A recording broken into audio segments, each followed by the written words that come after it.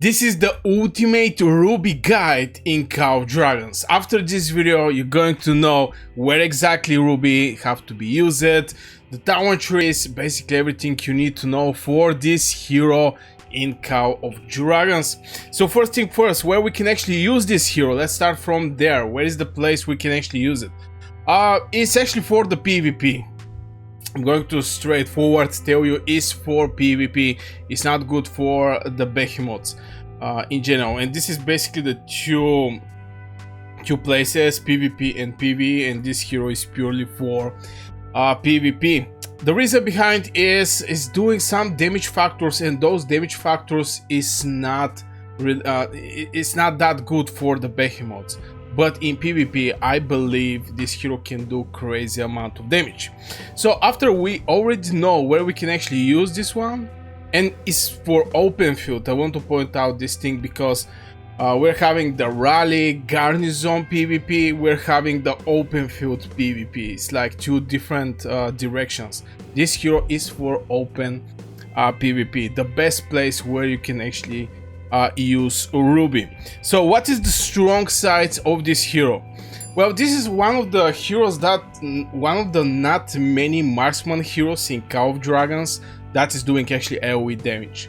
Now the first spell is where the AoE is happening. I launch a volley every second for 3 seconds. The first 2 seconds you're doing specific amount of damage, and the last second the Legion deals diffused damage.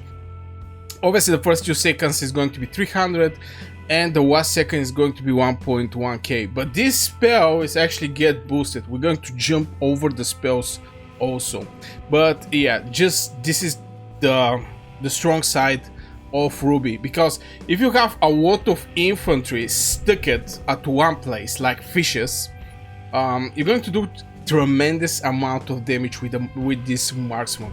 I'm a huge believer of that.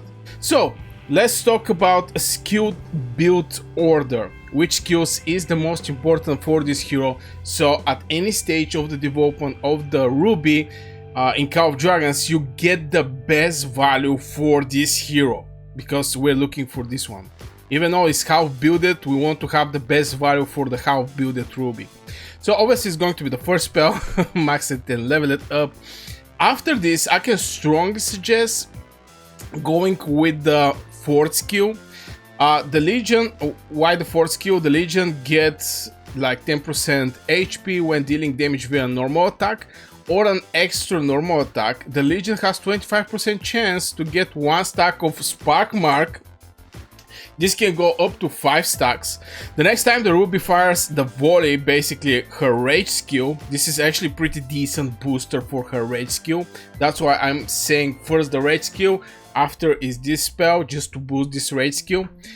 Each stack of Spark Mark consumed increase the volley damage by 6%, and it's cleared, obviously. So if you get these 5 stacks, you can get 30% boost of the damage output of your volley, which is an absolutely crazy amount.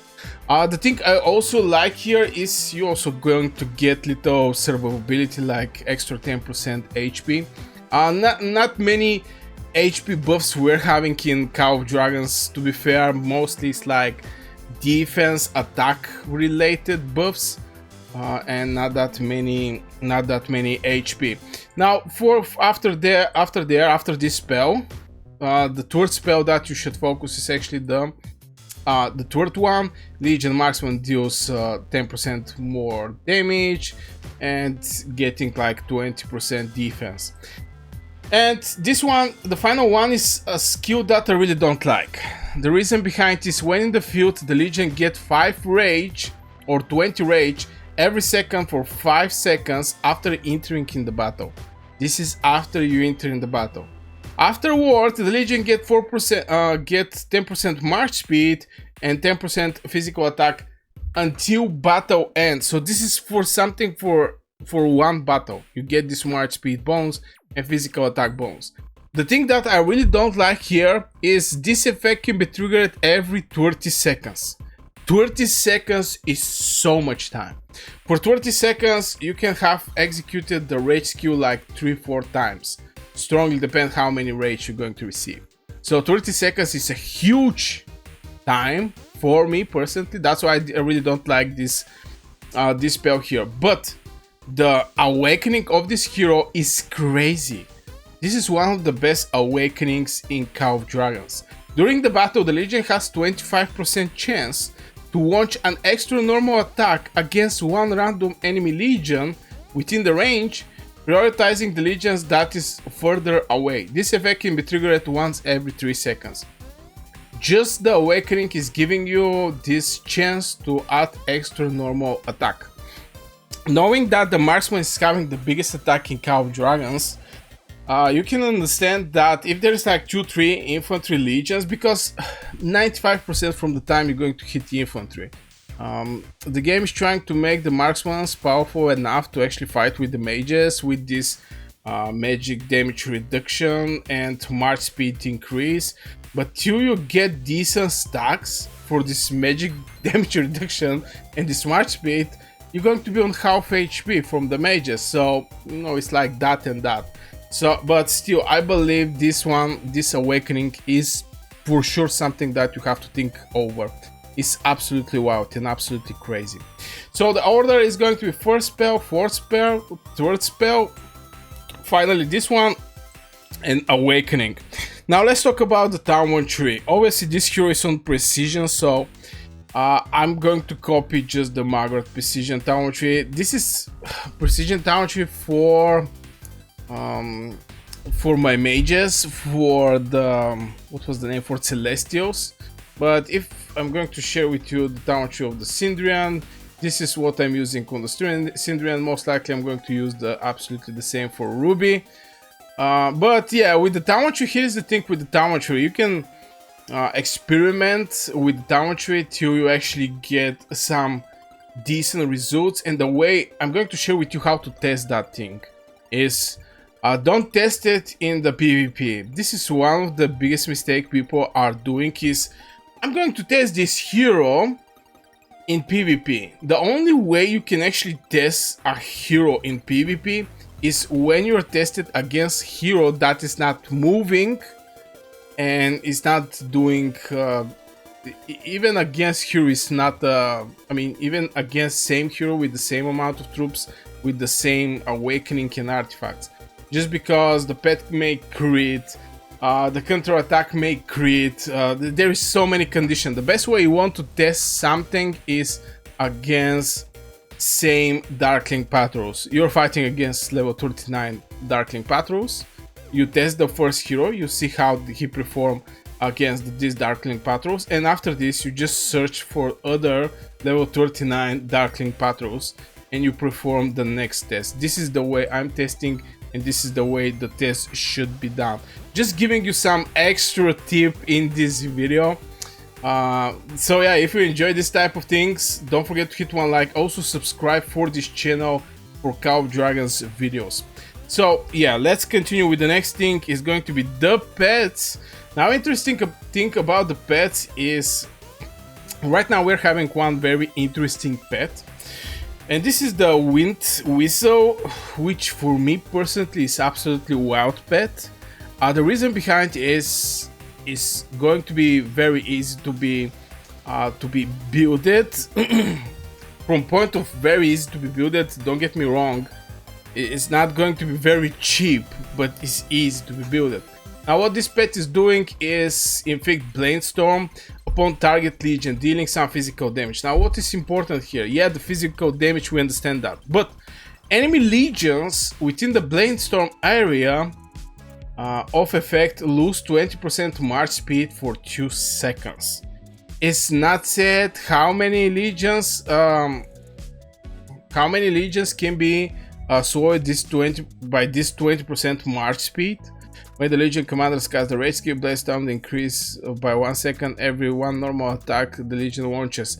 So yeah, it's not like how many legions is going to be slowed for 2 seconds, but still absolutely wild pet for Ruby.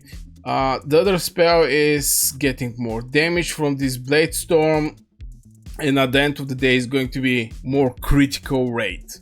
This is what I really like, and if this thing is like 3-star, it's going to be 24% critical rate. On top of that, you have Blood Roar that can give you even more critical rate. With the pets and criticals is so easy to achieve a decent critical rate over your pets. I cannot say the same for the heroes, but for the pets it's easy, very easy. So yeah, this is the pet I think and I believe is going to work perfectly well with Ruby. Well, the other pet like Shadow Manticore is like healing and some damage. Yeah, maybe AoE. Wind Whistle is just for the AoE. I really like this this pet. Now let's jump over the artifacts. What is going to be the artifacts? We already have one artifact that is looking like the Ruby artifact, and this is basically this artifact. As you can see on the animation, what this artifact is doing AoE damage, obviously. Deals diffuses physical damage 2.4k up to 3 enemy legions in designated circle. Keep in mind this is a level 1, so at level 5 it's going to be way more. Now what is the additional effect? This is where the things get interesting. Each volley fired reduces the artifact's killed cooldown by 3 seconds. And increase the welder attack by 5% for 10 seconds, max 3 stacks. So this is a very solid. So this you can actually increase how much time you can fire up this artifact. This is wild. And having like 1 minute and 30 seconds, the normal cooldown each of the artifacts is having, yeah, it's like 90 seconds or 1 minute and 30 seconds. Every 3 seconds is very nice to have, and execute this this artifact. I think it's a crazy artifact, very solid one. I'm a huge supporter of assault artifacts. I think this is the artifacts the players should focus on, just because especially if they're looking to make merits with cavalry, marksmen and mages. The infantry is a little more different there, but yeah, assault artifact is for sure the way to go. So this is the artifact for a Ruby that you should actually use at the end of the day. So yeah guys, this will be for this video. I really hope you enjoyed. Don't forget to hit one like, also subscribe for more Call of Dragons videos, and yeah, I wish you a great day and see you in the next video.